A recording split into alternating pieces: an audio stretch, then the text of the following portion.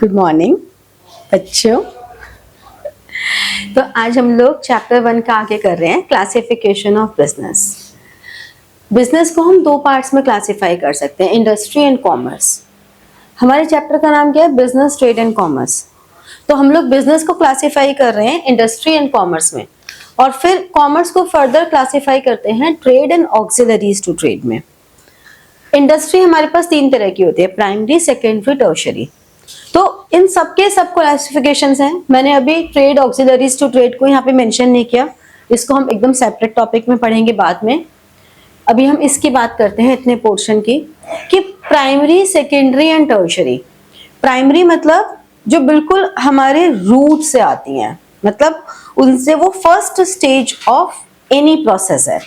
ठीक है, प्राइमरी में दो आ गई, एक्सट्रैक्टिव एंड जेनेटिक। एक्सट्रैक्टिव मतलब जैसे माइंस वगैरह हो गई, और जेनेटिक जैसे कि हम लोगों का मुर्गी पालन वगैरह होता है ना, जो हम ब्रीडिंग करते हैं, वो जेनेटिक हो गई। ठीक है, फिर सेकेंडरी को हम दो पार्ट्स में डिवाइड करते हैं, मैन्युफैक्चरिंग एंड कंस्ट्रक्शन। मैन्युफैक्चरिंग यानी कि जैसे कि आप क्लोथ मैन्युफैक्चर करते हैं, कंस्ट्रक्शन जैसे कि बिल्डिंग की कंस्ट्रक्शन है, और मैन्युफैक्चरिंग को फिर हम अलग अलग पार्ट्स में डिवाइड कर देते हैं, analytical, synthetical, processing and assembling. अब हम एक एक करके बात करते हैं आगे। एक्सट्रैक्टिव, पहले तो प्राइमरी इंडस्ट्रीज क्या होती है? प्राइमरी इंडस्ट्रीज हैं जो कि extraction and production, reproduction. Primary क्या हो गई? Extraction and reproduction. रिप्रोडक्शन आपका गाय, भैंस, मुर्गी, बकरी, शीप, कोई भी रिप्रोडक्शन, जो भी हमारे रिप्रोडक्शन ऑफ लिविंग ऑर्गेनिज्म होता है। ठीक है ना, and development of living organism. ठीक है, तो जो भी एक्सट्रैक्शन है, प्रोडक्शन है लिविंग ऑर्गेनिज्म की, प्लांट्स हो गए, एनिमल्स हो गए, ये सब हमारे लिविंग ऑर्गेनिजम्स हैं। प्लांट्स, एनिमल्स, ये सब हमारे लिविंग ऑर्गेनिजम्स होते हैं। तो ये हमारे लिए हो गया प्राइमरी इंडस्ट्रीज। अब जब हम इसमें एक्सट्रैक्टिव की बात करते हैं, तो एक्सट्रैक्टिव मतलब जो हमारे नेचुरल रिसोर्सेज हैं फ्रॉम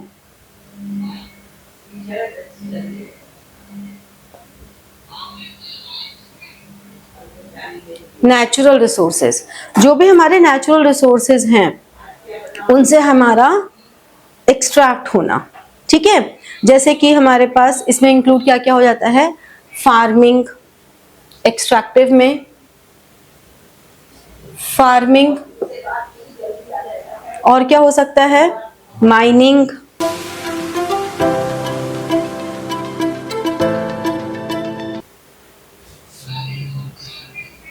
और हंटिंग,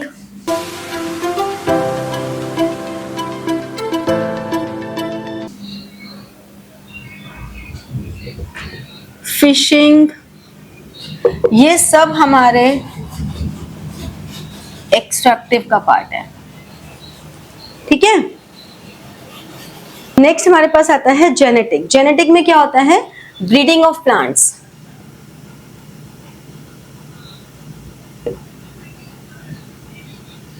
एनिमल्स।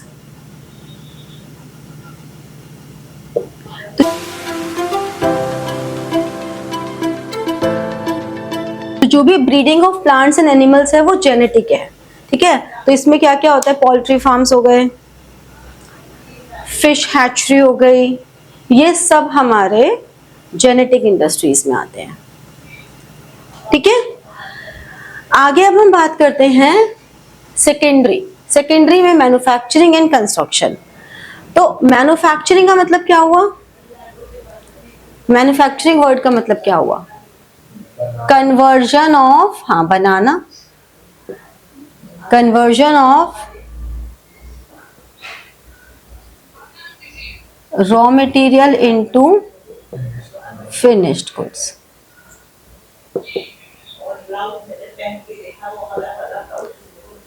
ठीक है, तो जो भी रॉ मटेरियल हैं उनको कंस्ट्रक्ट करके उसमें मैन्युफैक्चरिंग प्रोसेस के थ्रू फाइनल गुड्स में प्रोड्यूस करना, तो ये कन्वर्जन होता है। अब मैन्युफैक्चरिंग इंडस्ट्रीज को हम 4 पार्ट्स में डिवाइड कर देते हैं।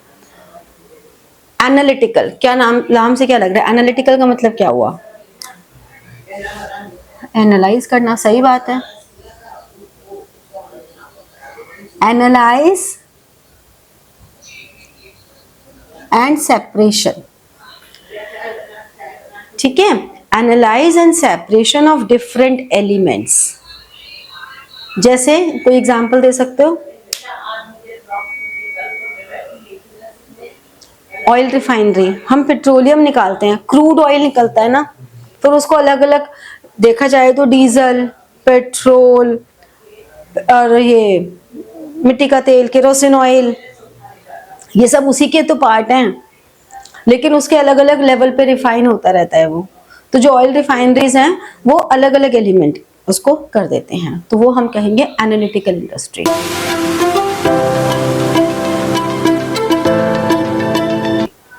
ठीक है, समझे? समझे?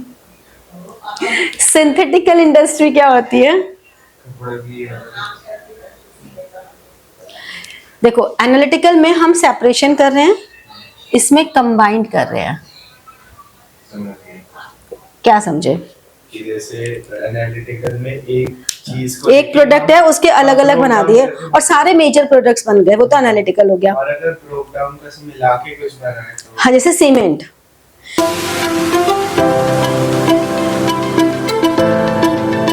सीमेंट अपने आप में, सीमेंट जैसी कोई चीज, सीमेंट को अलग अलग कंपोनेंट्स को मिला के सीमेंट बन रही है। तो सीमेंट फैक्ट्री में क्या हो रहा है, अलग अलग प्रोडक्ट्स हैं, उनको मिला रहे हैं और एक नया प्रोडक्ट बना रहे हैं, तो वो हो गया सिंथेटिकल इंडस्ट्री। तो कॉम्बाइंड वेरियस इंग्रेडिएंट्स, उनको मिला के फिर नेक्स्ट प्रोसेसिंग। प्रोसेसिंग क्या होती है? वो स्टेजेस में होती है। जैसे पेपर है, इसको पेड़ से पहले काटा, फिर पेपर में वो किया, ऐसे करके स्टेजेस में होता है। मतलब ऐसे हमने गन्ने के खेत से गन्ने निकाले, हमने उससे शुगर भी बनाई, हमने उससे पेपर भी बनाया, तो प्रोसेस करके, मतलब एनालिटिकल में क्या है, बहुत सारे प्रोसेस इन्वॉल्व नहीं है।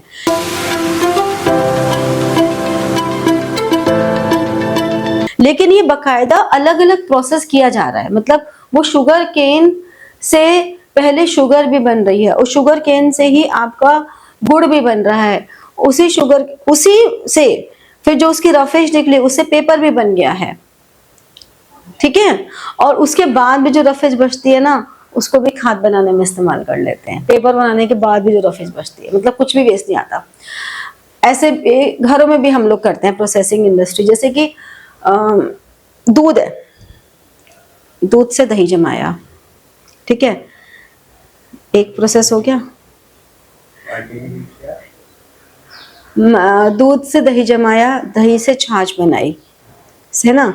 चलो, एक तो ये हो गया। चलो अब दूसरा करते हैं। दूध से पनीर बनाया, पनीर जब बनता है तो पनीर बन गया, फिर नीचे जो बच जाता है उससे वो बन जाती है, कढ़ी बना लेते हैं, ठीक है। और लंबा प्रोसेस पे जाते हैं। दूध से मलाई निकाली, मलाई से पहले हमने घी निकाल दिया, घी निकाल के जो बचा उससे फिर हमने पनीर निकाल दिया, पनीर निकाल के साइड में रखा, फिर जो बचा उससे हमने कढ़ी बना ली, क्योंकि वो छाछ बन गई हमारे पास। और उसमें जो रफेज बची इस सारे प्रोसेस में, उससे मिठाई बन जाती है, एक बूंद भी वेस्ट नहीं होता। तो ये सब क्या है, ये प्रोसेसिंग ही है कि हम ड्यूरिंग प्रोसेस में उसको कोई वेस्टेज ही नहीं कर रहे हैं, ठीक है। तो ये हमारी प्रोसेसिंग इंडस्ट्री हो गई। असेंबलिंग इंडस्ट्री, एक फिनिश प्रोडक्ट्स जो है उन्हें असेंबल करते, तो वो तो हम सिंथेटिकल में भी कर रहे थे। रॉ मटेरियल, हाँ, देखो यहाँ पे भी रॉ मटेरियल है, ये भी रॉ मटेरियल है। प्रोसेसिंग में और असेंबलिंग में हम क्या कर रहे हैं, यहाँ पर ये एनालिटिकल ही है लेकिन ये प्रोसेस्ड हो गया। ऐसे ही सिंथेटिकल में कंबाइंड कर रहे हैं, असेंबलिंग में भी कंबाइंड ही कर रहे हैं, लेकिन वेरियस पार्ट, जैसे टेलीविजन में वेरियस पार्ट्स है, कंप्यूटर्स में वेरियस पार्ट्स हैं।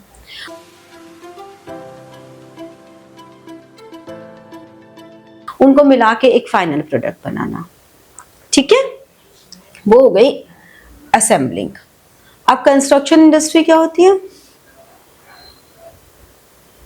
तो बताइए इसमें क्या बताऊं। डैम, ब्रिजेस, बिल्डिंग, जहां पे भी इंजीनियरिंग एंड आर्किटेक्चरल स्किल्स की जरूरत है।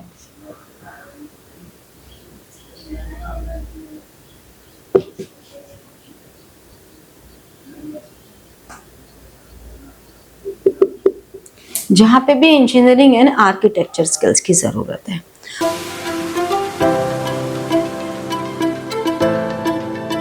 तो ये पूरा पोर्शन हमारा हो गया इंडस्ट्री का, क्लियर हो गया।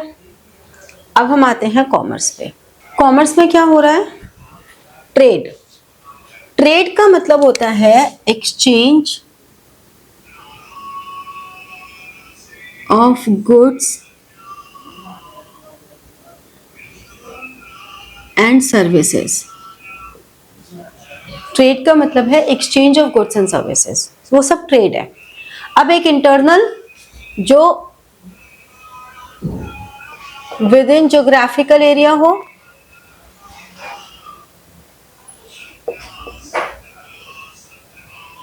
जो विद इन ज्योग्राफिकल बाउंड्रीज होता है वो इंटरनल, और जो आउटसाइड कंट्री या हम कह सकते हैं आउटसाइड ज्योग्राफिकल बाउंड्रीज होता है, उसे हम कहते हैं एक्सटर्नल ट्रेड, ठीक है। तो इंटरनल एंड एक्सटर्नल, जो अपनी ज्योग्राफिकल टेरिटरी के अंदर हो रहा है वो इंटरनल, जो ज्योग्राफिकल टेरिटरी से बाहर हो रहा है, दूसरे कंट्रीज के साथ हो रहा है, उसे हम कहते हैं एक्सटर्नल। जब हम बल्क में डील करते हैं तो कहते हैं होलसेल। जब रिटेल में यानी कि सिंगल या स्मॉल क्वांटिटी में डील करते हैं तो हम कहते हैं रिटेल। ये पूरा जो इंटरनल ट्रेड है ये हमारा पूरा एक चैप्टर है, आगे चल के पूरा इंटरनल ट्रेड का एक चैप्टर है जिसमें हम सब कुछ और डिटेल में पढ़ेंगे। होलसेलर के फंक्शंस, रिस्पॉन्सिबिलिटीज, एडवांटेजेस, रिटेलर के type of retailers, type of, वो सब कुछ पढ़ेंगे बहुत डिटेल में इंटरनल ट्रेड में। ऐसे ही एक्सटर्नल ट्रेड का भी हमारा पूरा इंटरनेशनल बिजनेस के नाम से एक चैप्टर है जो हम आगे पढ़ेंगे। फुल चैप्टर है, लास्ट चैप्टर आपकी बुक का है ये। उसमें हम पूरा इंपोर्ट एक्सपोर्ट प्रोसेस और कितने तरह से हम एक्सटर्नल ट्रेड फॉलो कर सकते हैं सब पढ़ेंगे। अभी हमारा इंट्रोडक्टरी पार्ट चल रहा है सारा इस फर्स्ट चैप्टर में। तो इंपोर्ट क्या होता है, purchase from other countries, export is sold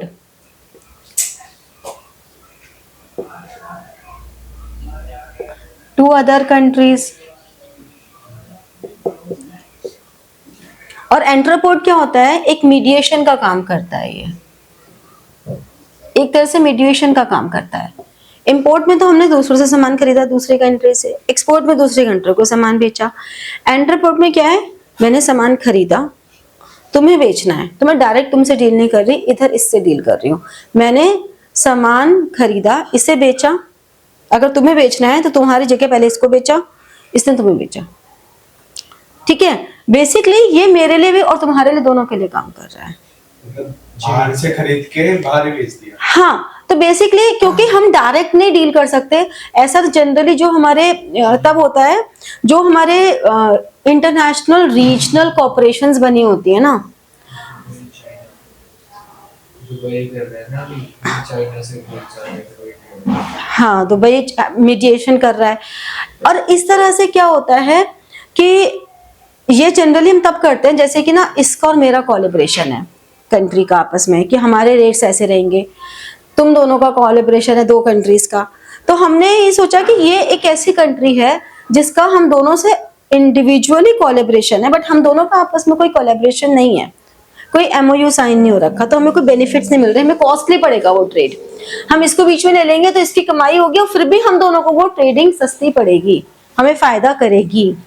तो ऐसे में हम एंटरपोर्ट को यूज करते हैं, जहां पे ये कंट्रीज ऐसे चलती हैं कि अगर इन दोनों को करना है तो वो डायरेक्ट नहीं करते, वो इस रूट के थ्रू जाते हैं। ठीक है, तो इस रूट से ऐसे वो आना जाना कर रहे हैं, वो एंटरपोर्ट है। ठीक है, अब हम आते हैं ऑक्सिलरीज। ये भी आपका एक पूरा अलग से चैप्टर है बिजनेस सर्विसेज के नाम से। अभी हम इसमें इंट्रोडक्टरी पार्ट क्या कर रहे हैं कि वेयर हाउसिंग। वेयर हाउसिंग क्या करता है, ये हमारे डिफरेंट हिंड्रांसेस, हिंड्रांसेस का मतलब है रुकावटें, अलग अलग तरह की रुकावटों को कंट्रोल में करता है। वेयर हाउसिंग में क्या हो रहा है, ये दूर कर रहा है हिंड्रांस ऑफ प्लेस। ठीक है ना, टाइम बेसिकली। गलत हो गया, दोबारा से बताती हूँ। तो ऑक्सिलरीज टू ट्रेड में फर्स्ट हमारे पास आया warehousing. Warehousing remove करता है हिंड्रांस ऑफ टाइम। आप आजकल पूरे साल तरबूज खा रहे हो, आम खा रहे हो, क्यों खा रहे हो, वेयर हाउसिंग की बदौलत। कि वेयर हाउसिंग में वो सामान रखा जाता है, जब प्रोडक्शन का टाइम है उसकी, उस समय उसे सेव करके रख लिया और फिर बाद में उसको पूरे साल यूज किया। तो बेसिकली ये बफर स्टॉक का काम कर रहा है। इससे प्राइस हाँ बिल्कुल, प्राइस पे फर्क पड़ता है। इसलिए तो जब बेमौसम का फ्रूट्स होते हैं, बेमौसम की सब्जी होती है, वो महंगी होती है, क्योंकि उसमें वेयर हाउसिंग कॉस्ट ऐड हो गई ना। ठीक है, ट्रांसपोर्टेशन हिंड्रांस ऑफ रुकावटें। हिंड्रांसेस का मतलब है रुकावटें। हिंड्रांस ऑफ प्लेस, जरूरत होना है हर जगह हर चीज की पैदावार हो, हर जगह हर चीज प्रोड्यूस हो, तो जो चीज जहां प्रोड्यूस हो रही है दूसरी जगह उसका बेनिफिट उसे मिल रहा है। हिंड्रांस ऑफ प्लेस, ट्रांसपोर्टेशन के थ्रू। ट्रांसपोर्टेशन हमारे पास रेल भी है, एयर भी है, वाटर भी है और रोड ट्रांसपोर्ट भी है, सब तरह का ट्रांसपोर्ट है। Insurance hindrance of risk.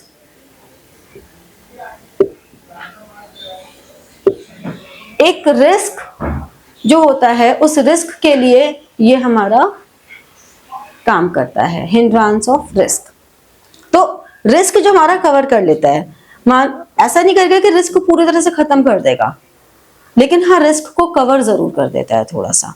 ठीक है, फॉर एग्जाम्पल हमने अपने गोडाउन का इंश्योरेंस लिया हुआ है, अब गोडाउन में आग लग गई, तो आग लगने से जो नुकसान हुआ वो हुआ, लेकिन इंश्योरेंस का अगर हमने लिया हुआ है तो रिस्क का इंश्योरेंस कंपनी से कुछ ना कुछ अमाउंट हमारा कवर हो जाता है, और वो कवर होने से हमारा कुछ तो बेनिफिट होता है, मतलब लॉस थोड़ा तो कम हो जाता है ना, बस वही वाली बात है। Banking and finance hindrance of capital, money, पैसा। पैसा जब हमें जितनी जरूरत हो, हमें अगर पैसा नहीं है तो हम बैंक से पैसा ले सकते हैं। ठीक है, एडवर्टाइजिंग इंफॉर्मेशन, ये इंफॉर्मेशन दे रहे हैं, हमें कहते हैं कि हमें तो एडवर्टाइजमेंट की जरूरत ही नहीं है, हम तो बड़े पॉपुलर हैं, लेकिन कोई भी बड़ी कंपनी हो एडवर्टाइजमेंट की जरूरत सबको पड़ती है। इसलिए नहीं कि लोग हमें जानते नहीं तो जाने, नई कंपनीज एडवर्टाइजमेंट इसलिए करती हैं कि लोग हमें जाने, पुरानी कंपनीज इसलिए करती हैं हम हैं अभी, दबदबा, भूलना मत हमें। फिर न्यू प्रोडक्ट लॉन्च करते हैं तो लोगों को बताना तो पड़ेगा ना हमने ये प्रोडक्ट लॉन्च किया है, that's why advertisement is important. ठीक है, तो एडवर्टाइजिंग हमारे लिए इंफॉर्मेशन का काम करती है। ठीक है, तो मैंने बहुत शॉर्ट में बता दिया है, क्योंकि बिल्कुल शॉर्ट में ही है ये सब कुछ। गॉट इट, समझ में आया। ठीक है, किसी भी बिजनेस का मेन ऑब्जेक्टिव है प्रॉफिट अर्निंग। प्रॉफिट अर्न करना क्यों जरूरी है, मोटिवेशन के लिए। अगर प्रॉफिट ही नहीं होगा तो मोटिवेशन क्या होगा। ठीक है, और प्रॉफिट मोटिव के अलावा जो उसके अदर ऑब्जेक्टिव्स हैं वो क्या है,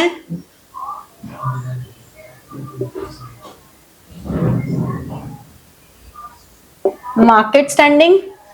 मार्केट स्टैंडिंग का मतलब क्या हुआ? To maintain goodwill and reputation in the market. कोई भी बिजनेस है, उस बिजनेस को मार्केट में अगर उसको कोई जानता नहीं है, उसका नाम नहीं जानता, उसकी स्टैंडिंग नहीं पता, तो उस बिजनेस का मतलब भी क्या रह गया? जानना चाहिए ना। तो किसी भी बिजनेस का ऑब्जेक्टिव ये है कि हम मार्केट में लोग हमें जाने। जैसे कि मैं तुम जब बोलती हूँ कि सब्सक्राइब करो, शेयर करो, कि अगर कोई ये बच्चा बोले कि हाँ हमें कॉमर्स पढ़नी है, तो या तो मेरा नाम आना चाहिए, ये मेरा ऑब्जेक्टिव होगा ना। तो उसके लिए वो बिजनेस का एक मोस्ट इंपॉर्टेंट है, क्योंकि प्रॉफिट अर्न करना तो है ही प्राइमरी, बट अगर बाकी ऑब्जेक्टिव नहीं होगा, मार्केट स्टैंडिंग ही नहीं होगी, लोग जानेंगे ही नहीं, तो मैं प्रॉफिट कैसे अर्न कर लेंगे? और ऐसा तो है नहीं कि कोई बिजनेस अगर ये कहता है कि हमें प्रॉफिट अर्न करना है तो वो गलत बात है। Everyone is working for livelihood. तो जीवन चलाने के लिए पैसा तो चाहिए, तो उसके लिए प्रॉफिट भी अर्न करना जरूरी है ना भाई?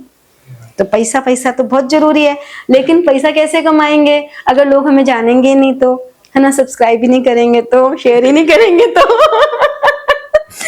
तो अपने कस्टमर्स को कोई भी बिजनेस अच्छा तभी सर्व कर सकता है जब उसकी मार्केट स्टैंडिंग हो, और अगर उसे मार्केट स्टैंडिंग बनानी है तो उसे अपने प्राइसेस को रीजनेबल रखना होगा, गुड क्वालिटी प्रोडक्ट्स देने होंगे, अपने कस्टमर्स को सेटिस्फाई करना होगा।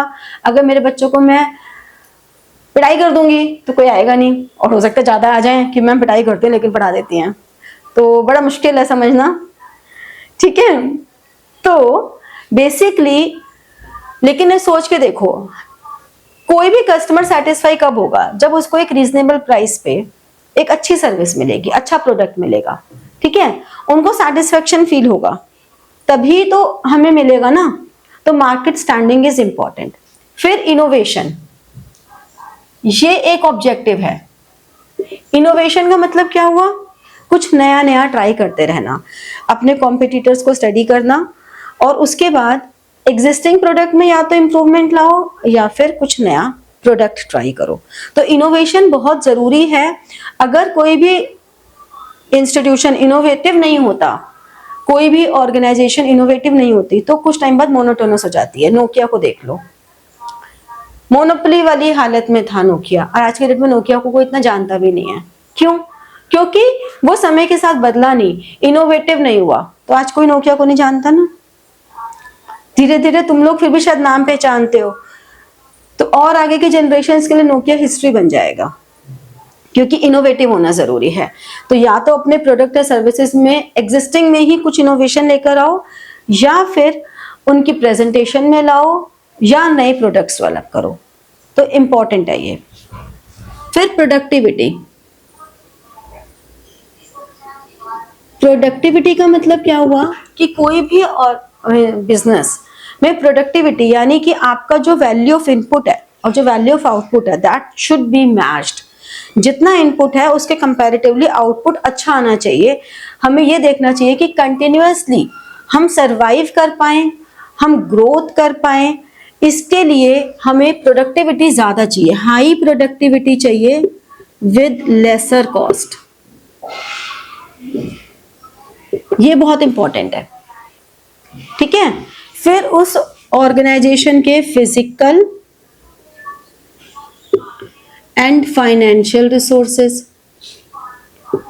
फिजिकल रिसोर्सेज तो क्या हो गए? मशीन्स, बिल्डिंग, फर्नीचर, ये सब फिजिकल रिसोर्सेज हैं। ये और फाइनेंशियल रिसोर्सेज क्या हो गए? जैसे कि हम पैसा, हमारे पास सरप्लस में भी ना रहे और हम उस पैसे को सही जगह इन्वेस्ट कर दें, ठीक है? सही जगह इन्वेस्ट करें, सही टाइम पे करें, और मनी ब्लॉक करके भी ना रखें, मनी की शॉर्टेज भी ना हो। मतलब हमें एक बैलेंस मेंटेन करना है कि जब जितना पैसा चाहिए उतने पैसे की अवेलेबिलिटी होनी चाहिए, ठीक है?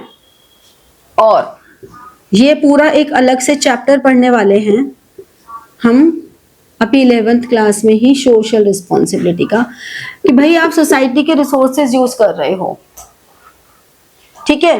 तो आपके ऊपर एक रिस्पॉन्सिबिलिटी आती है कि सोशली अपने जो भी रिसोर्सेज आप यूटिलाइज कर रहे हो, जो सोसाइटी आपको कंट्रीब्यूट कर रही है, उन सोसाइटी को आप अच्छा आउटपुट दो, वहाँ पे एम्प्लॉयमेंट जनरेशन दो, गुड प्रोडक्ट्स दो, सोसाइटी को कुछ अच्छे कामों में कंट्रीब्यूट करो, जो सोसाइटी की प्रॉब्लम्स है उनको सॉल्व करने में हेल्प करो। आप भी सोचो कि मैं तो अपनी दुकान में बैठ के सामान बेचूं, मुझे क्या मतलब सामने किसकी लड़ाई हो रही है। तो बी ह्यूमन, ह्यूमैनिटी नहीं छोड़ सकते आप, ठीक है। अब ये सब कुछ हम करते हैं क्योंकि हमारे लिए प्रॉफिट बहुत इंपॉर्टेंट है। ये सब कुछ अगर हम करेंगे तो प्रॉफिट तो अचीव हो ही जाएगा, ठीक है। तो why profit is important, why profit is important. एक तो सोर्स ऑफ इनकम है, सोर्स ऑफ इनकम तो है ही, और क्या है, मीटिंग एक्सपेंशन प्लान्स, एक बिजनेस के एक्सपेंशन प्लान्स को, ये इंपॉर्टेंट है। वर्किंग कैपिटल रिक्वायरमेंट्स के लिए,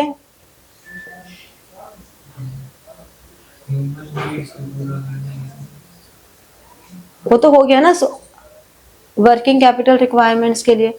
चलो बना देते हैं ये पॉइंट्स भी। Human needs to fulfil human needs, और अगर आपको प्रॉफिट हो रहा है तो इससे सोसाइटी का अप्रूवल भी मिलता है। अगर आप लॉस में जा रहे हो तो सोसाइटी क्या कहेगी, अरे बेकार बिजनेस है, हर समय घाटे में ही रहता है। प्रॉफिट होगा तो गुडविल अपने आप बन जाती है। चाहे एक तरफ लोग ये कहते हैं बहुत प्रॉफिट कमा रहा है ये तो, लेकिन दूसरी तरफ अगर नहीं कमाओगे तो लोग इस पे भी बात बनाएंगे। तो लोगों का तो काम है कहना, कुछ तो लोग कहेंगे। सोसाइटी में रेपुटेशन बनाता है गुडविल, वही बातें घूम फिर के देखो, बातें वही हैं, पॉइंट्स बना दिए हैं बस वर्ड लिमिट बढ़ाने के लिए। सही बात है। तो इस तरह से ये हमारे हो गए ऑब्जेक्टिव्स। सो आई होप आपको समझ में आया होगा। कोई डाउट्स हैं तो आप कमेंट बॉक्स में, कमेंट सेक्शन में कमेंट में डाल सकते हैं। कोई टॉपिक ऐसा है जो आपको मोर एलोबरेटिव चाहिए तो वो आप बता सकते हैं।